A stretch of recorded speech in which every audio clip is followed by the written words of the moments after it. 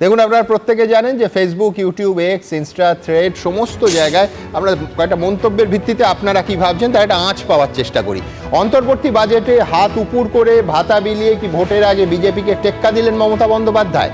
76% মানুষ মনে করছেন হ্যাঁ টেক্কা দিলেন মমতা বন্দ্যোপাধ্যায়, 23% মানুষ তা মানতে চাননি, 1% মানুষ বলতে চাননি। দীর্ঘমেয়াদী উন্নয়ন নয়, খয়রাতি এখন ভোট জয়ের একমাত্র অস্ত্র। একমাত্র অস্ত্র এটা মনে করছেন 81% মানুষ। 17% মানুষ মনে করছেন যে ভোট জয়ের একমাত্র অস্ত্র খয়রাতি নয়, বলতে চাননি 2%। 500,000 টাকা ভাতা বাড়িয়ে কি সংখ্যাগরিষ্ঠ মানুষের মন জয় করতে পারবেন মমতা বন্দ্যোপাধ্যায়?